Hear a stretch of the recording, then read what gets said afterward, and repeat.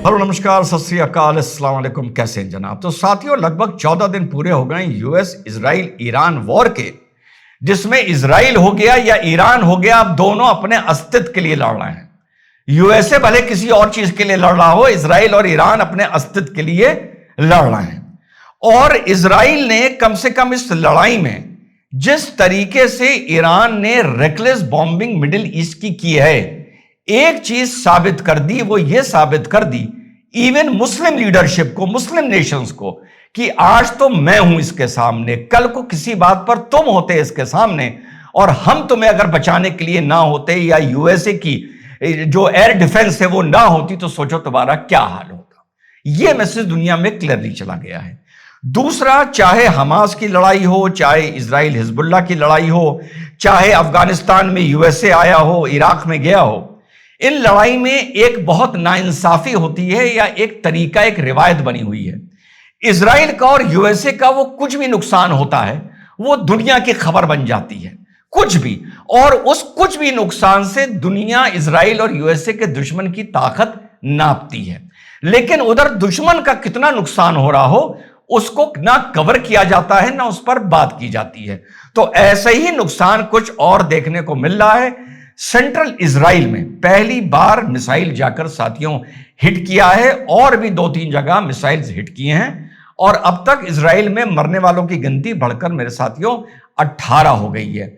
साथ में यह खबर भी आनी शुरू हुई, यूएसएस अब्राहम लिंकन को किसी ड्रोन ने हिट किया है, जो इनका एयरक्राफ्ट कैरियर वहां पर लड़ रहा है।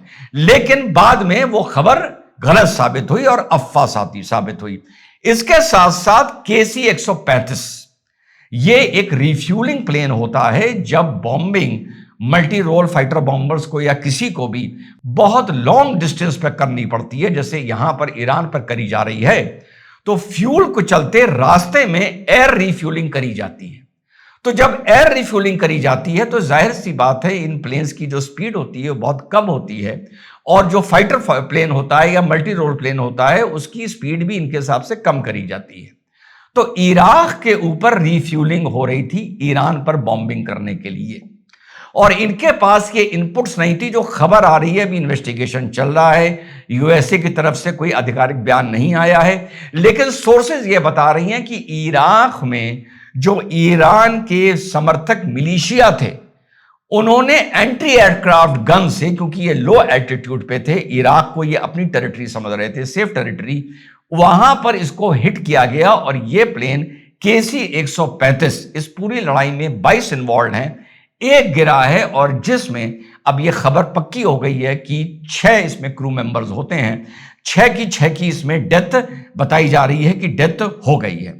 अब इसके बाद जब KC-135 का किस्सा आया, तो ट्रंप ने एक ट्वीट किया, और जिसमें यह बोला, it is an honour to kill the people of Islamic regime, और साथ में इन लोगों को स्कम बैग्स भी बोला। यानी एक तरह से बहुत एक कर्स वर्ड है, या एक बहुत तरह से गाली दी, और यह कहा कि अब आने वाले वक्त में पता चलेगा कि तुम्हारा मैं क्या करता हूं।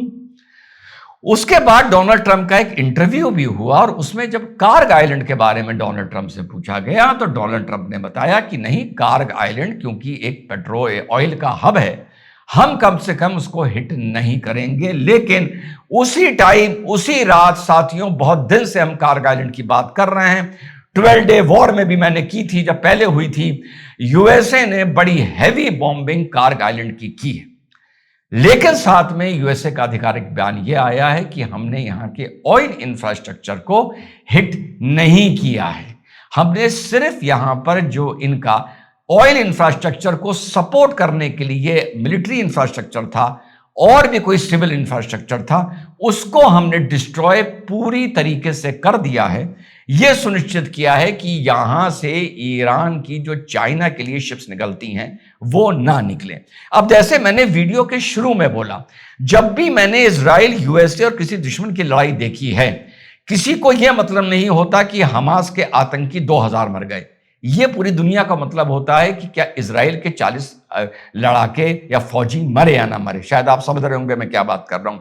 इसी तरीके से कार्ग आइलैंड में अमेरिका की यह मजबूरी है, इजराइल की यह मजबूरी है, क्योंकि उनको अपनी बॉम्बिंग इस किस्म से करनी है कि ईरान की जनता उनके ना खिलाफ। इसीलिए वाटर को बॉम्ब नहीं करा जा रहा है, डिसैलिनेशन प्लांट्स को बॉम्ब नहीं किया जा रहा है, इसीलिए जो पावर हब्स हैं इलेक्ट्रिफिकेशन को बॉम्ब नहीं किया जा रहा है, इसीलिए ऑयल फैसिलिटीज को बॉम्ब नहीं किया जा रहा है। तो यह है लड़ाई का दोनों का अलग अलग तरीका। ईरान अलग तरीके से लड़ाई लड़ रहा है, उसको इस बात से मतलब है कि मैं मिसाइल मार रहा हूं, ये यहां गिरे या कहीं गिरे, कोई ना कोई किसी ना किसी का नुकसान होना चाहिए। इन लोगों को क्योंकि ईरान की जनता को नाराज नहीं करना है आमतौर पर, इसलिए ये बहुत ही स्ट्रेटेजिक बॉम्बिंग कर रहे हैं। लगभग 15,000 ठिकाने मिलिट्री, डिफेंस, पुलिस आदि इनके बॉम्ब किए गए हैं। ईरान की जनता से इस बात का ध्यान आया, ईरान की जनता को लेके जो अब IRGC का वहां पर हेड है, उसने ये कहा है कि अगर तुम लोगों ने अब कोई आंदोलन करने की कोशिश करी USA की बॉम्बिंग को देखकर, तो तुम्हारा अंजाम उससे भी ज्यादा बुरा होगा जो हमने तुम्हारा जनवरी में किया था। और इसी के चलते अभी एक बहुत बड़ी रैली हुई ईरान में जो इस्लामिक रिजीम के समर्थक थे, जिसमें आयतुल्ला मुश्तबा नहीं पहुंचे, और ना पहुंचने का यह कारण अब बिल्कुल तय हो गया है कि ही इज इंजर्ड। जाहिर सी बात है कि वो पब्लिक प्लेटफॉर्म पर नहीं आ सकता है, उसको पता है वहीं से ट्रैक करके उसको मार दिया जाएगा। साथ साथ $10 मिलियन की बाउटी भी रखी है USA ने मुश्तबा की करेक्ट लोकेशन इन लोगों को बताने के लिए, किसको, इजराइल को और USA को। मुश्तबा का पहला बयान भी आ गया है जब से उसको इस्लामिक सुप्रीम लीडर घोषित किया गया है, लेकिन पहला बयान जो आया है वो ना ऑडियो है ना वर्बल है, रिटन बयान आया है जो इजरायली टीवी ने उसको, इजरायली न्यूज ने उसको पढ़कर सुनाया है।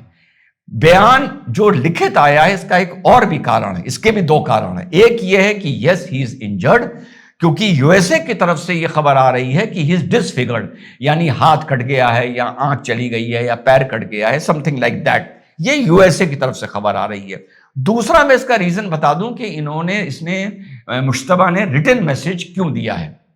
वो इस मारे दिया है क्योंकि आप लोग यकीन नहीं करेंगे कि अगर आप ये सोचें कि मैं किसी बंकर में बैठकर एक ऑडियो विजुअल मैसेज रिकॉर्ड करवा दूं और रिकॉर्ड होने के बाद वो पेन ड्राइव में जाए या डेटा कार्ड में जाए और कहीं और से भी उसको अगर अपलोड किया जाए, तो यहां पर जो अपलोडेड मैसेज में जो बात बोली जा रही है, इससे पहले वो कहां बोली गई थी, ये तक ये लोग फिल्टर कर लेते हैं कि जो चीज हमें अब सुनाई जा रही है ये 2 दिन पहले बोली कहां से गई थी।